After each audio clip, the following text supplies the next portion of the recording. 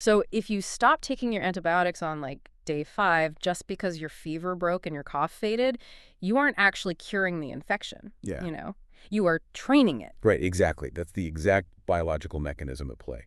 Yeah, I mean, by subjecting those bacteria to a lethal threat but failing to see it all the way through, you're weeding out the weak ones. You're leaving the strongest, most resilient microbes alive. We're artificially selecting for resilience, yeah. Exactly. You are actively mutating those surviving bacteria into an unstoppable immune superbug. By showing mercy to the disease, you practically guarantee its return. And, well, if we take that principle of microbiology and map it directly onto the realm of human conflict, the exact same law applies. Right. When you leave a threat partially neutralized, you aren't creating a lasting peace. You are cultivating immunity and, more dangerously, profound resentment. Okay, let's unpack this. Today, we are taking a deep dive into what is arguably one of the most unapologetically ruthless strategies in our source material. It really is. We are examining the 15th law from a sweeping historical analysis on the mechanics of power. And the directive we're exploring today is, well, as blunt as it gets. Crush your enemy totally. Yeah, there's no middle ground here. None. We are not talking about corporate synergy today. We aren't looking at conflict resolution or like finding a polite win-win compromise. We are looking at the raw, unvarnished architecture of survival. Absolutely. And to you, the listener joining us right now, I want to be incredibly clear about our mission for this deep dive. We're taking these provided historical excerpts, these philosophical breakdowns, and we are going to extract the psychological underpinnings of total victory. Right, because we want to understand exactly what happens when humanity's natural inclination toward pity and reconciliation collides with the brutal reality of power. What's fascinating here is that this imperative is not some modern, cynical invention. Right. It isn't just a byproduct of cutthroat Wall Street culture. No, not at all. Though we will certainly look at the Renaissance application of it later. But the sources we have trace this exact strategy back through thousands of years of human history. Oh, wow. Yeah, I mean, we're looking at a concept deeply embedded in ancient Indian philosophy, specifically the writings of Kautilya in the 3rd century BC. Okay, so way back. Way back. We see it in the foundational texts of the Abrahamic religions, too, like Moses at the Red Sea, straight through to 19th century military theory. It's truly a universal axiom. It transcends culture and geography entirely. And, the central judgment of the text we're analyzing hinges on this incredibly evocative image. It says, if one ember is left alight, no matter how dimly it smolders, a fire will eventually break out. That's such a powerful visual. It is. And I want you, the listener, to hold on to that image of the smoldering ember throughout this entire conversation, because the stakes laid out in the material are absolute. In any conflict, stopping halfway is actually vastly more dangerous than never choosing to fight at all. Well, the metaphor of the ember is perfectly chosen. Because an ember doesn't look like an immediate threat. It doesn't roar. Right, it's just sitting there. Exactly. It doesn't give off massive heat. It just sits there in the ashes, quietly feeding on the ambient oxygen in the room, waiting for the right piece of dry kindling. So how does that translate to human psychology? Translated to human psychology, that ember is humiliation. It's the sting of a wounded ego. When you defeat someone but leave them on the board, they don't feel gratitude for your mercy. They don't think, oh, thank you for sparing me. Never. They feel the agonizing, burning memory of having been bested. They are simply biding their time. So what happens when someone repeatedly ignores that smoldering ember? Like, if ego and the desire for a polite victory cause someone to pull their punches, what is the ultimate cost? To answer that, the historical record provides us with a devastating case study. It takes us back to China, to the year 208 BC. Okay, setting the scene. We need to examine the epic rivalry between two generals, Hsiang Yu and Liu Pang. And the contrast between these two leaders is essential to understanding why one survived and the other perished. Right, they are total character foils. Let's look at Hsiang Yu first. So Hsiang Yu comes from aristocratic nobility. Historical accounts describe him as physically massive, incredibly powerful. Basically a mighty warrior who insists on fighting right at the front lines. Exactly. But he has severe, fatal flaws. He's prone to bouts of intense, uncontrollable violence. He has a massive temper. And he's described by his contemporaries as, well, somewhat dull-witted. He is brute force personified. Completely. And in the opposite corner, you have Liu Pang. And from what I understand, he couldn't be more different. I mean, he isn't nobility. He comes from peasant stock. Right, no aristocratic pedigree at all. He's not a hulking warrior. In fact, he's known as a bit of a scoundrel who vastly prefers women and wine to the rigors of military discipline. Yeah, he enjoys his leisure time. But he has one massive advantage, right? Precisely. He is incredibly wily. And more importantly, he possesses the ultimate strategic superpower for any leader. He recognizes brilliant strategists. And he actually listens to them? Yes, he appoints them as his advisors, and he actually listens to what they tell him. He rises through the military hierarchy entirely on the back of his cunning. Now, these two generals actually begin their careers as allies, right? They do. They are fighting on the same side in the army of the king of Xi.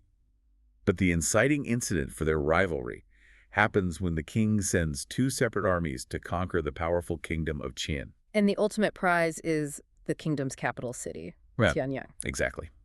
The king decrees that whoever reaches and conquers the capital first will rule it. So Hsiang Yu is sent north as second in command of one army. While the peasant-born Liu Pang leads a smaller, swifter army directly toward the capital, I can already see the psychological friction building here. Oh, it's immediate. You have Hsiang Yu, this massive noble who probably views Liu Pang with absolute contempt. The idea that a peasant might win this race to the capital has to be eating him alive. It absolutely torments him. Xiang is terrified that if Liu gets there first, Liu might assume command of the entire combined military apparatus. So what does he do?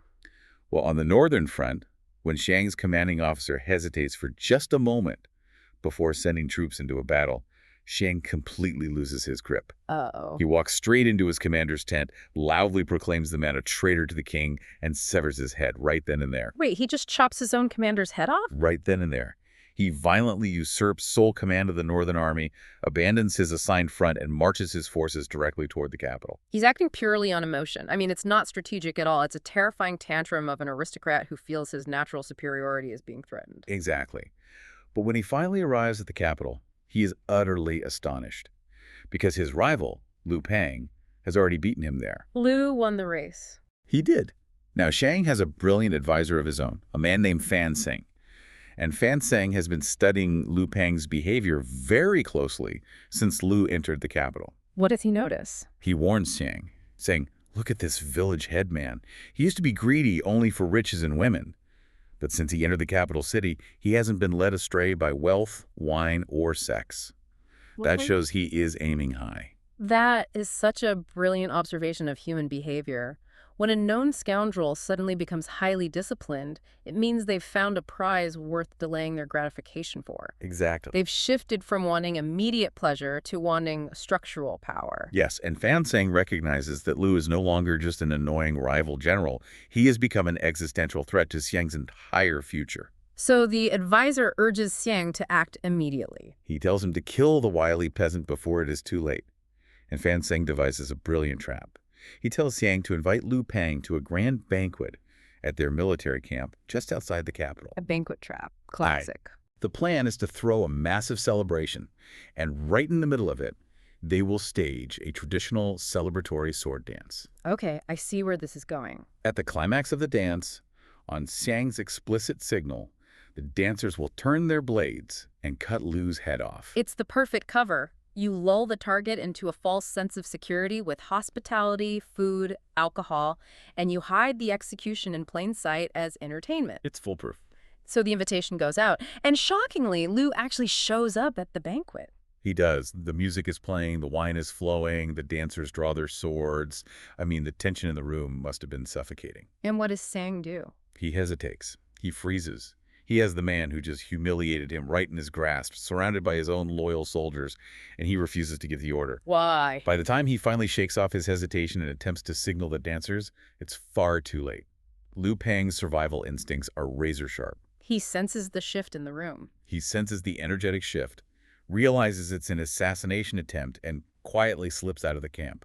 And Fan Tseng, the advisor, is absolutely disgusted. He cries out, "One cannot plan with a simpleton. Liu Pang will steal your empire yet and make us all his prisoners." Okay, we have to pause here because this is the crux of the entire psychological dynamic. Why does Hsiang hesitate? It's a great question.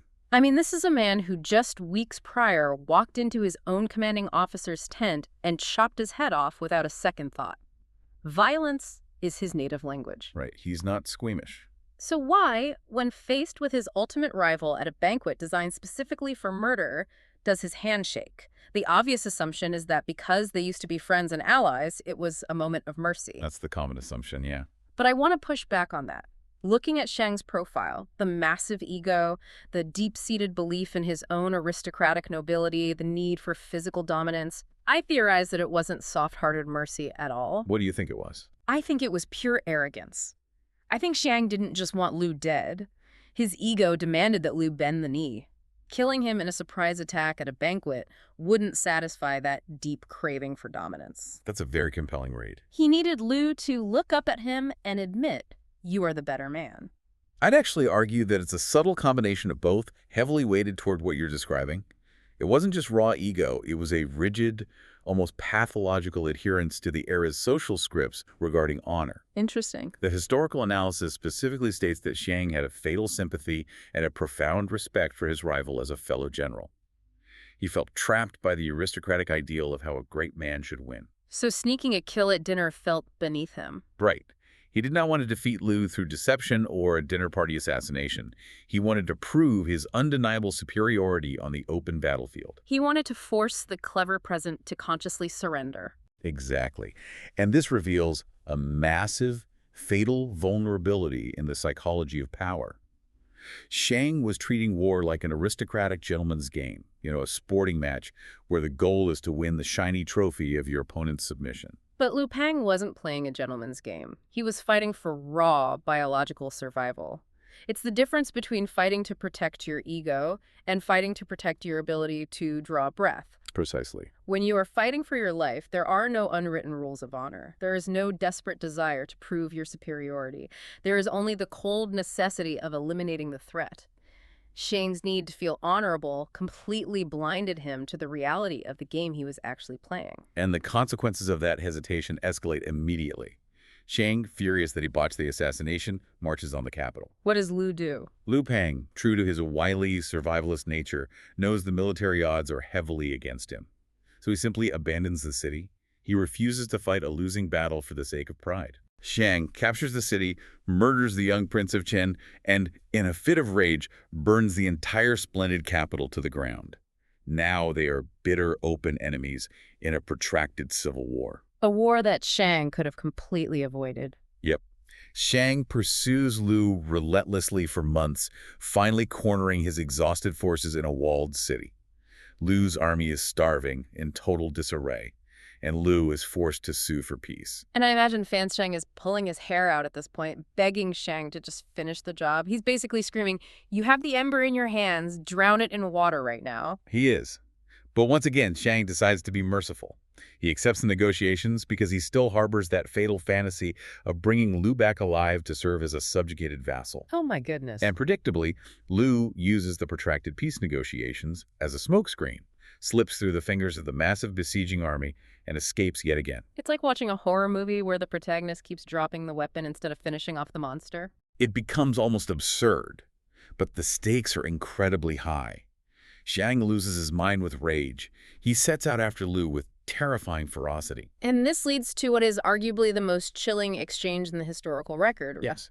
During the chaotic pursuit, Xiang manages to capture Liu's father. Oh, wow. He drags the old man out in front of the troops, stands him up during a lull in the fighting, and yells across the battlefield to Liu, "Surrender now, or I shall boil your father alive." And Liu's response, when I read this, it stopped me in my tracks. It is the coldest, most detached display of psychological warfare imaginable. It really is. He doesn't beg for his father's life. He doesn't panic. He yells back across the battlefield, "But we are sworn brothers, so my father is your father also. If you insist on boiling your own father, send me a bowl of the soup." It is a horrifyingly brilliant tactical maneuver. By publicly reminding Xiang of their former brotherhood and demonstrating absolute, unshakable apathy toward the gruesome threat, Liu completely strips Xiang of his leverage. He forces Xiang into a psychological corner. Right. If Xiang actually kills the father, he is boiling his own father and giving Liu exactly what he sarcastically asked for. It would make Xiang look foolish, impotent, and cruel, without achieving the desired surrender. So what does Hsiang do? The absolute shock of that calm, sociopathic response completely deflates Xiang's rage. He backs down. He doesn't boil the father. That is incredible. Liu realized that the only power a hostage taker has is your emotional attachment to the hostage. By completely severing that emotional attachment, the hostage becomes useless. But how does this endless cat-and-mouse game finally end? It ends with the ultimate reversal. A few weeks later, Hsiang makes a rare tactical error. During a hunt, he unwisely scatters his forces, stretching his lines too thin. And Liu is just waiting for this. Yes. Liu launches a massive surprise attack and surrounds Xiang's main garrison. For the very first time in this entire years-long saga, the tables are completely turned. Now Hsiang is the one trapped, and he is forced to beg for peace. And let me guess, Liu's advisors tell him to crush Hsiang, and Liu, unlike Hsiang, actually listens. Exactly.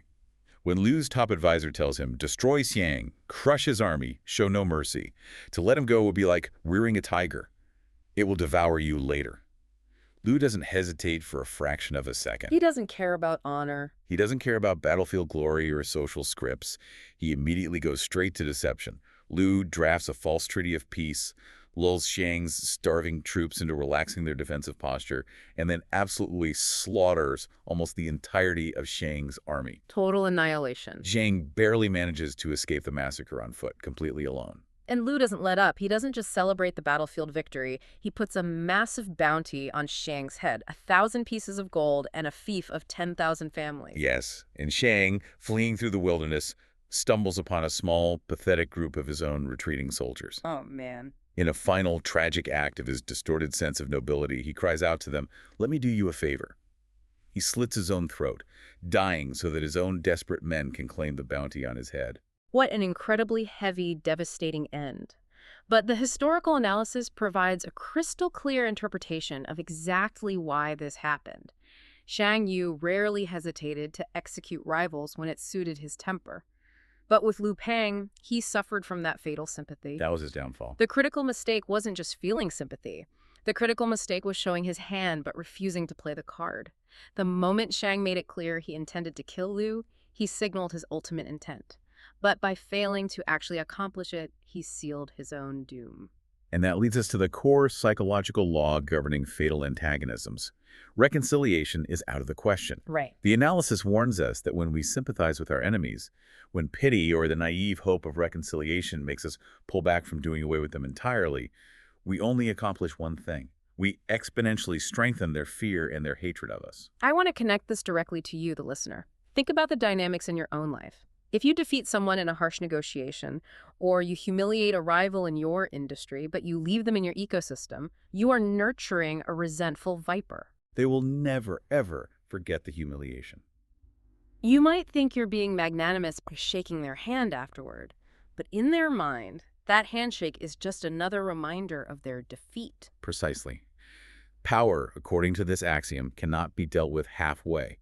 The threat must be exterminated, crushed, and completely denied the chance to return. Especially with former friends. Yes, the historical record notes this is especially true with a former friend who has become an enemy, which was the case with Hsiang and Liu. The betrayal cuts much deeper. The intimate knowledge of each other's weaknesses is far more profound. Only one side can win, and it must win totally. And Liu Pang inherently understood this. After defeating his former friend, he didn't stop to rest. He went on to crush his next rival, eventually crowned himself emperor, defeated every single warlord in his path, and founded the Han Dynasty. Going down as one of the greatest, most consequential rulers in the history of China. Because he learned never to leave an ember burning. Okay, so if ego, honor, and a desire for reconciliation are what cause people to fail, what does it look like when a leader completely detaches their ego from their actions? If Hsiang Yu is the cautionary tale of hesitation, how do you actively avoid his fate?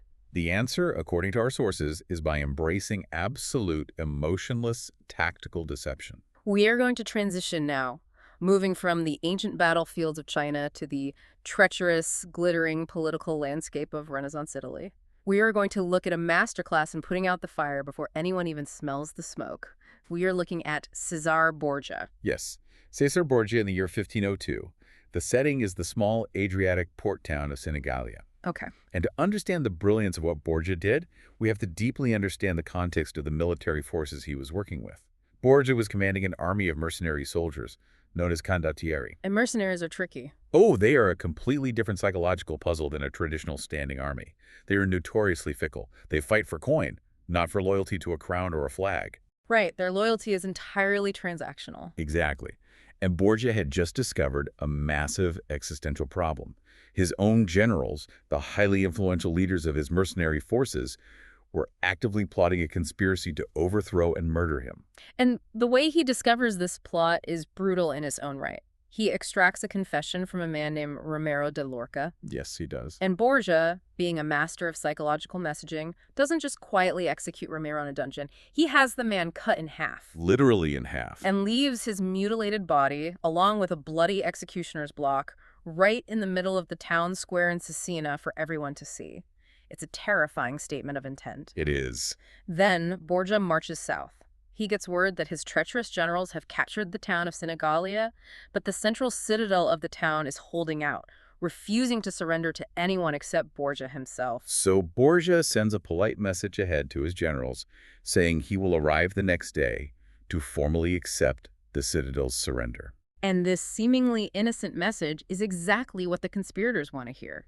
They believe they have Borgia willingly walking into a meticulously laid trap.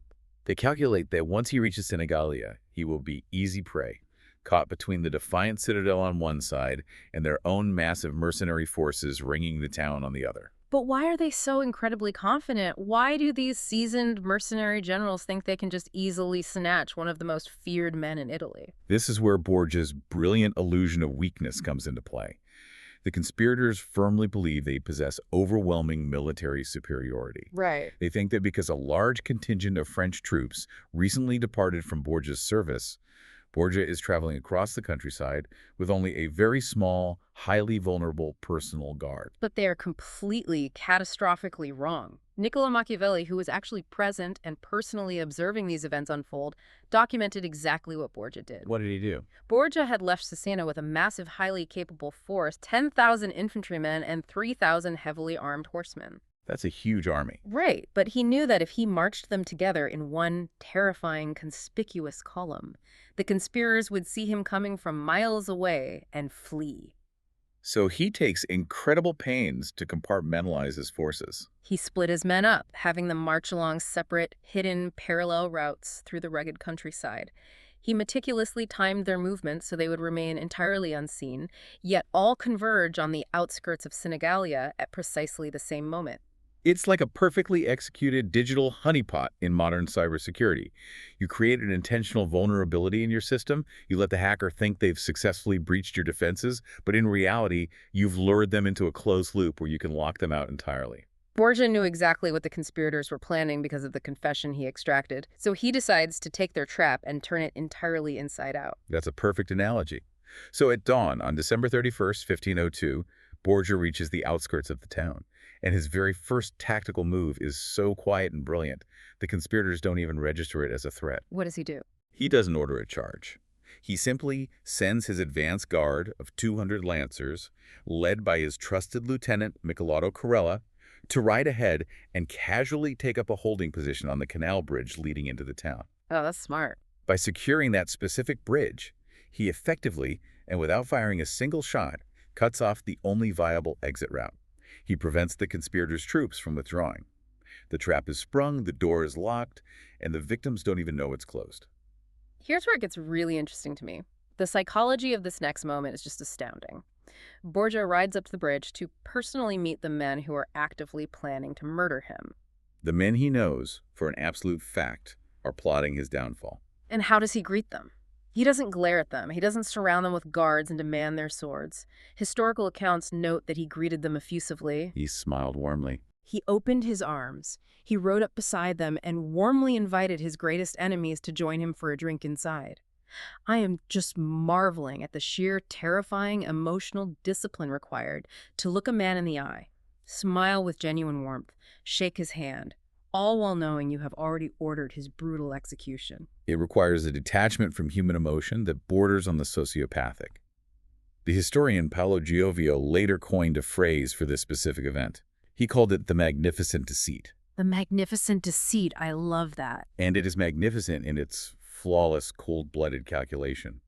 But we have to ask why the conspirators fell for it. These were hardened, cynical mercenary generals. They survived in a brutal profession. So why did they buy it? They fell for it because of a deeply ingrained cognitive bias. They saw exactly what they wanted to see.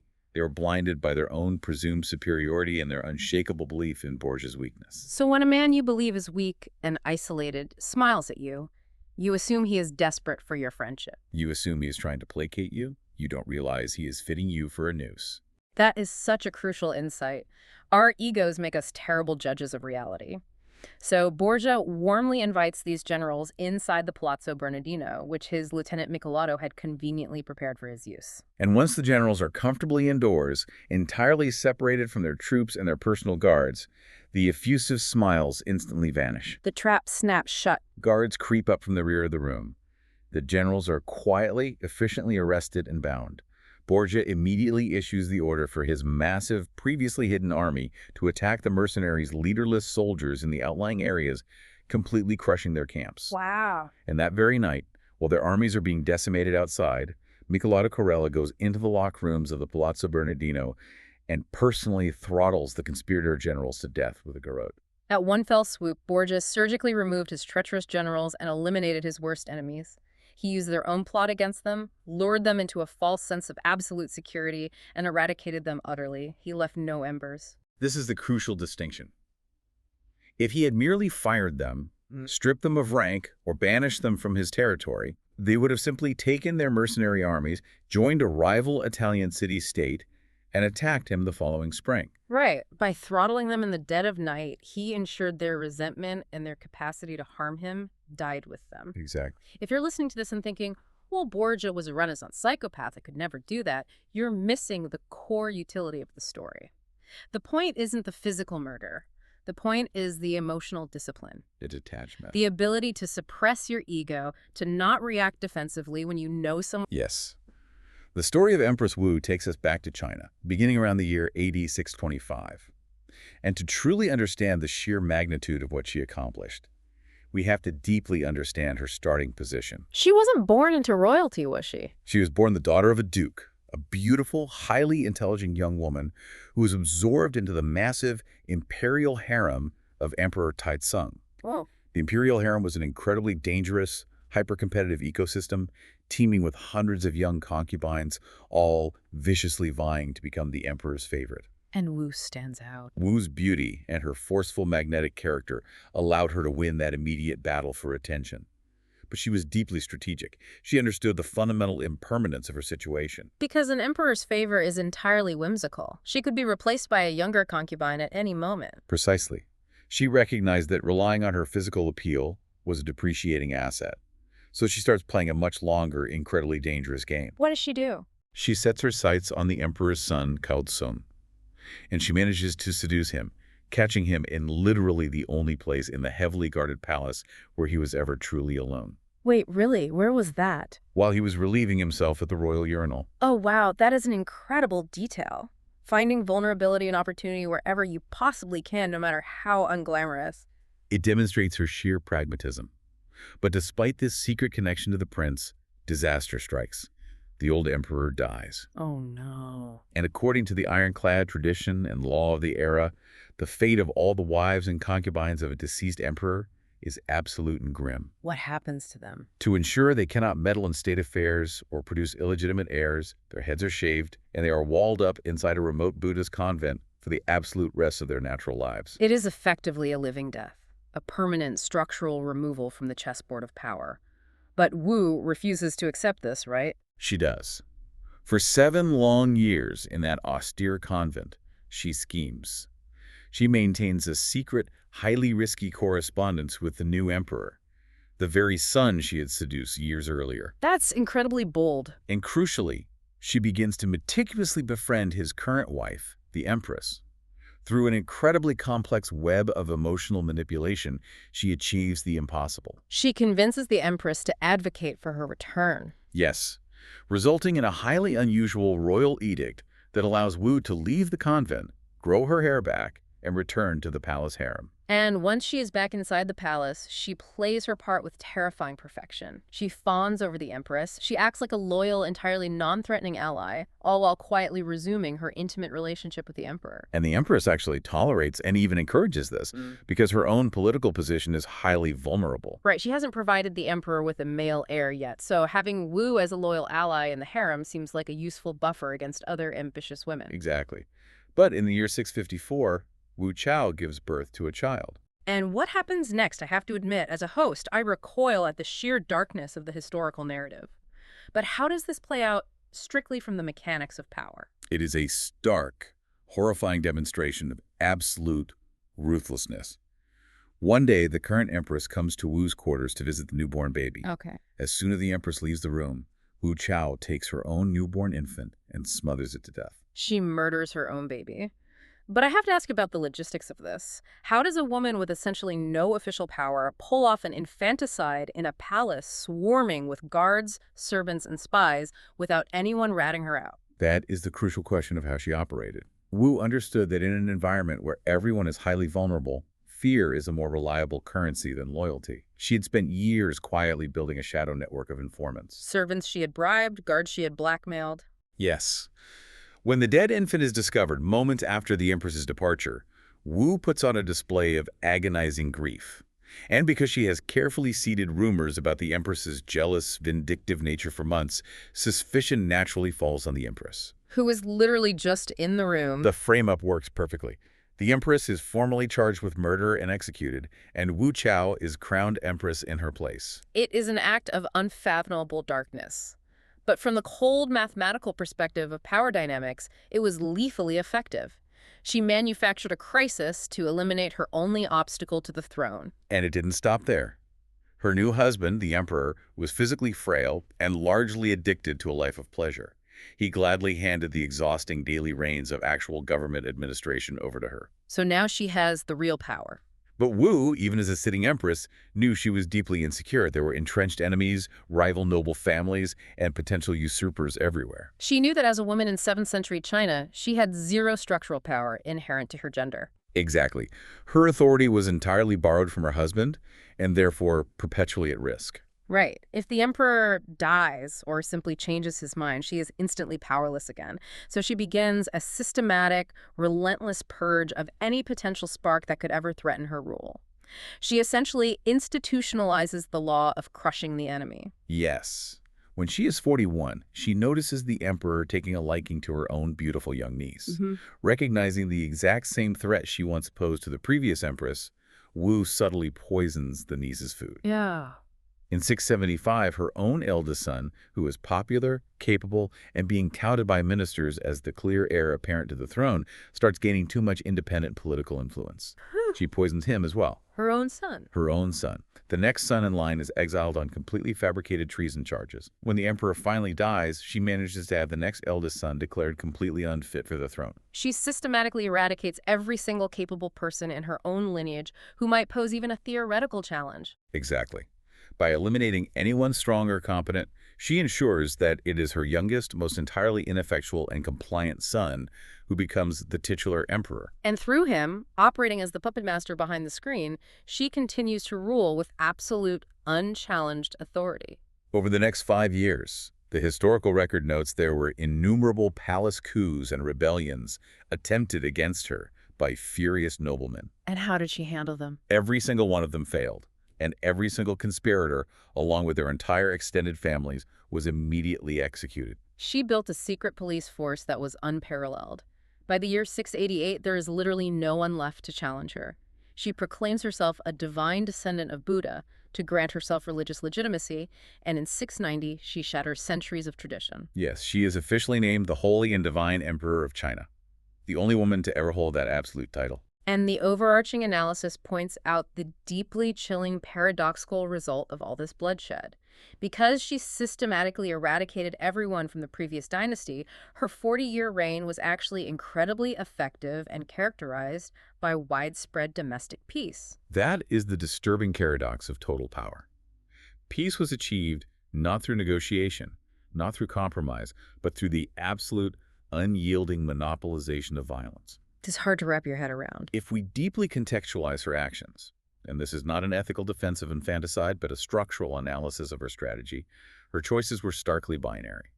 For a woman in her position, it was literally the shaved head convent tomb or absolute supremacy. There was no middle ground where she could just comfortably retire to an estate. None.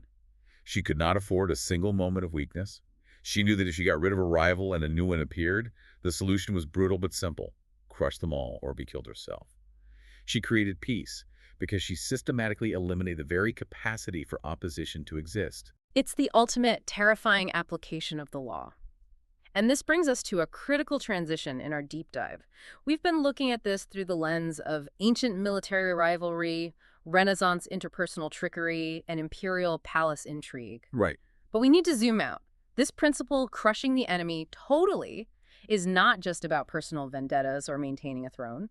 It is the foundational axiom of grand geopolitical strategy and modern warfare. If we connect this to the broader canvas of modern history, we see it mirrored perfectly in the grand ideological struggles of the 20th century.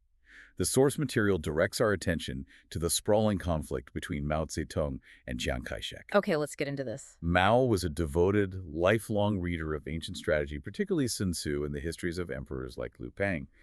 And he understood this law of the smoldering ember intimately. So what happens in their conflict? In 1934, Mao and about 75,000 poorly equipped communist soldiers fled into the desolate, unforgiving mountains of western China to escape Chiang Kai-shek's massive, well-armed nationalist army.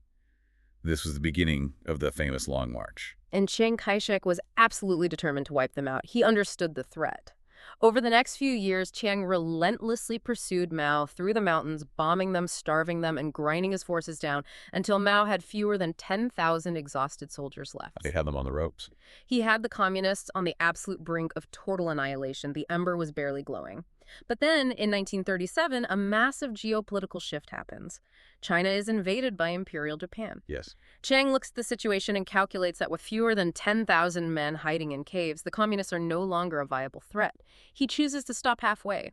He explicitly gives up the chase to focus his entire military apparatus on fighting the Japanese invasion. He took his foot off the viper's neck.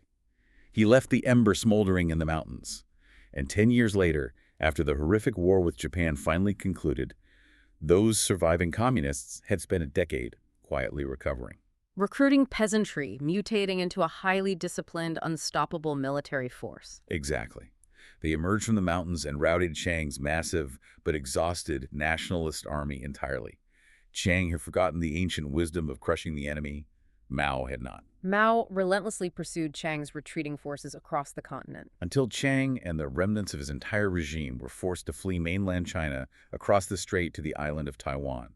Because Chiang stopped halfway in 1937, nothing remains of his regime on the mainland today. It's the exact same warning Fan Tseng gave to Hsiang Yu centuries earlier. Crush him now. If you let him go, you will be sorry later.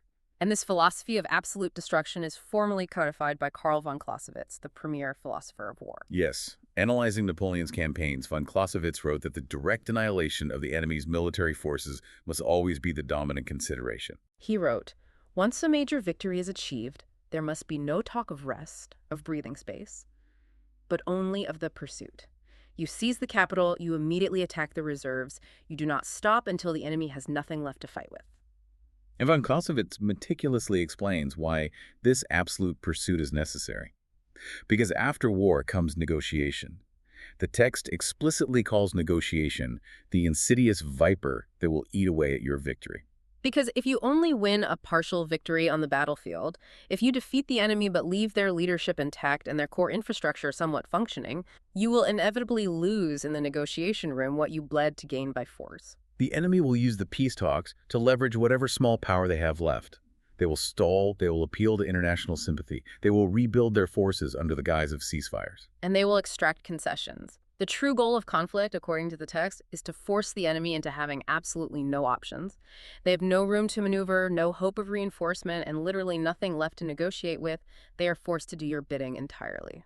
And we see this unyielding, absolutist approach woven into the very fabric of our oldest cultural narratives. The source material points to Moses as perhaps the first documented practitioner of this total annihilation strategy. At the Red Sea. At the Red Sea, the waters didn't just deter the pursuing Egyptian chariots. They flowed back with such totality that not so much as one of them remained. And later, when Moses came down from Mount Sinai and found his people worshiping the golden calf, he didn't hold a town hall to discuss their spiritual grievances. He ordered the Levites to draw their swords, and he had every last offender slaughtered. Right before he died, he instructed his followers entering the Promised Land to utterly destroy the existing tribes of Canaan, make no covenant with them, and show no mercy. It is the systemic eradication of alternatives. The text includes a darkly humorous quote from a 19th century Spanish statesman and general named Narvaez. As he lay on his deathbed, a priest came to administer the last rites and asked him, "Does your excellency forgive all your enemies?" And Narvaez looked up and answered, "I do not have to forgive my enemies. I have had them all shot." It's a bleak summation of the law. You cannot be threatened by ghosts. So what does this all mean for you? The listener sitting in traffic right now, or prepping for a corporate strategy meeting?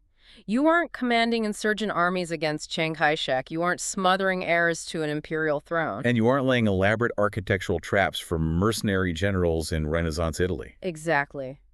How does this incredibly brutal, blood-soaked historical material actually apply to the modern professional or the everyday person trying to navigate life?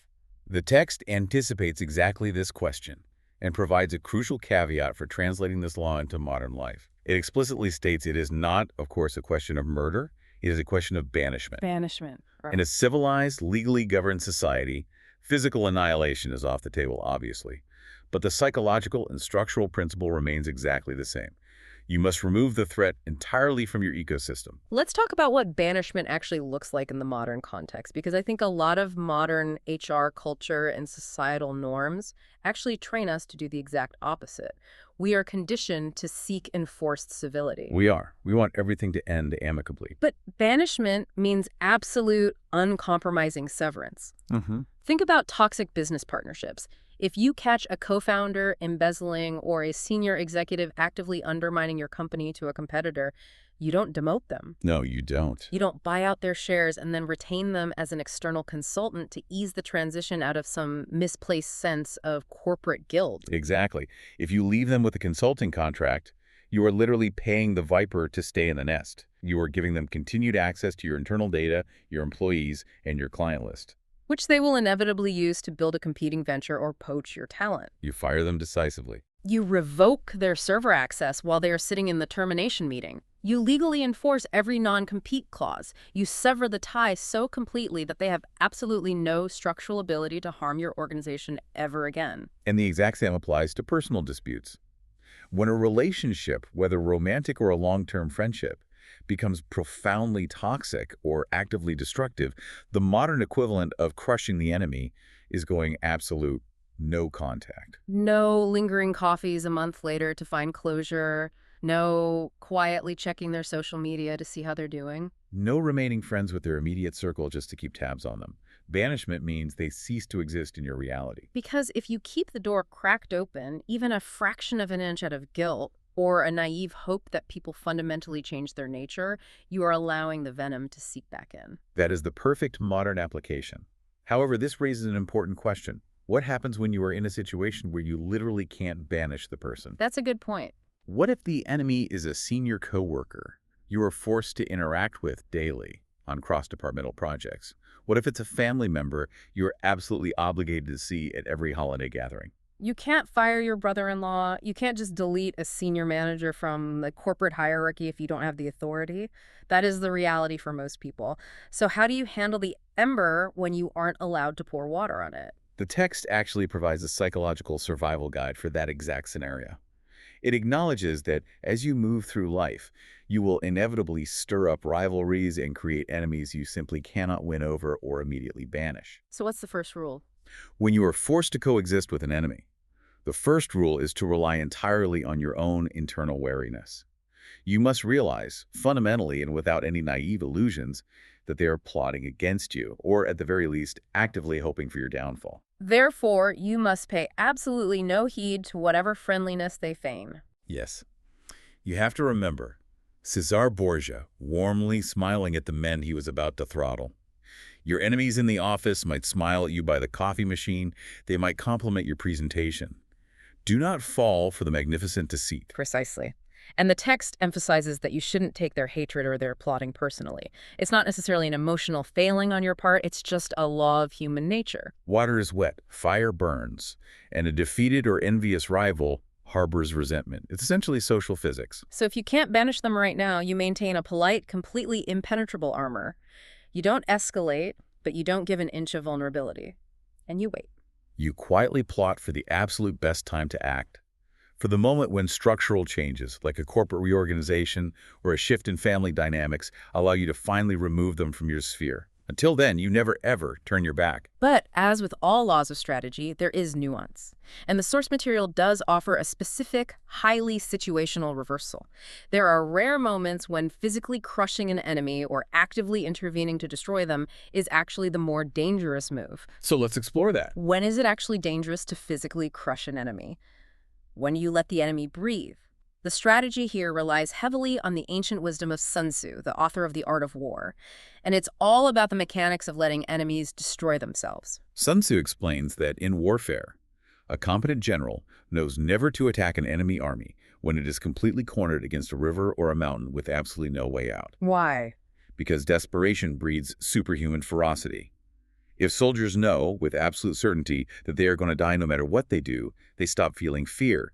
They will fight like cornered demons. They will inflict massive, entirely disproportionate casualties on your forces. Therefore, it is sometimes better to intentionally leave them a clear, visible escape route. It seems contradictory to everything we've just spent an hour discussing, but it's actually an incredibly manipulative psychological tactic. You purposefully leave the back door open. And as the enemy army sees that door and begins to retreat through it, the very act of running away breaks their psychological spirit. They shift from fighting for victory to merely fleeing for survival. They wear themselves out. They abandon their heavy equipment. The text argues that an army is ultimately more demoralized, scattered, and destroyed by a chaotic, fearful retreat than by any direct defeat you could inflict on the battlefield in a pitched fight. Exactly. When you have someone on the ropes and you are entirely sure they have no structural chance of recovery, you let them be the agents of their own destruction. They hang themselves with their own panic, and you don't even have to risk your own troops or dirty your own hands. But there is a second, even greater danger to consider in the reversal, which is the concept of embittering an enemy through partial destruction. The text explicitly points to the Treaty of Versailles after World War I as the ultimate cautionary tale. The Treaty of Versailles is the defining modern historical example of stopping halfway. It is. The Allied powers punished Germany severely. They demanded ruinous financial reparations, stripped them of territory, and strictly limited their military. They crushed them just enough to profoundly humiliate the entire nation, to ruin their economy and strip their pride. But, and this is the fatal error, they left them intact as a sovereign entity with the geographic and industrial room to eventually operate. They created the ultimate ticking time bomb. The result was a nation that spent the next 20 years nursing an intense, apocalyptic, collective grievance, which eventually erupted into the most destructive war in human history. Now, some modern historians might argue that looking at Versailles, it would have been better to show leniency in the first place, to not humiliate them so badly, to integrate them peacefully into the post-war order. But the text we are studying rejects that argument entirely. It states that leniency involves another massive, unacceptable risk. It emboldens the enemy. If you are lenient, an enemy who still harbors a secret grudge now has the unchecked resources and the room to operate against you immediately. So the ultimate conclusion of the source material remains incredibly bleak, but logically consistent. It is almost always wiser to crush your enemy totally. And if you fail to do so, and they plot revenge years later, you do not try to negotiate. You do not apologize. You do not let your guard down. You simply crush them again. It is a dark, unyielding worldview. To summarize the overarching theme we've explored today, humanity's natural inclination toward pity, toward hesitation, toward the optimistic hope of reconciliation, these are exactly the traits that get people destroyed in the arena of power. From Hsiang Yu's fatal hesitation at the sword dance banquet, to Sarah Borges' magnificent, cold-blooded deceit at the bridge, to Empress Wu's horrifying systematic purges to secure her throne, survival meant finishing the job, leaving no embers. The historical record presented in these sources leaves very little room for ambiguity. When you engage in a struggle for power, halfway measures are suicidal. Yes. So, as we wrap up this deep dive, I want to turn it back to you, the listener. Take a hard look at your own life, your own career, your own social circles. Are you currently nursing any half-dead vipers? Are you keeping toxic, draining connections alive out of a false sense of professional guilt or a naive hope that people will fundamentally change their nature? Are you leaving embers alight simply because you don't want to deal with the temporary, awkward discomfort of firmly stamping them out? The text promises peace and security only when your enemies have completely disappeared from your ecosystem. But if true security requires the total eradication of anyone who opposes you and the constant paranoid vigilance against even feigned friendliness, it raises a haunting question for you to ponder long after you stop listening today. Does the ruthless pursuit of ultimate power ultimately guarantee a life of absolute isolation? A heavy, profound thought to leave you with. Thank you for joining us on this deep dive. We'll leave you to mull over the implications and hopefully to check your surroundings for any smoldering embers. Until next time.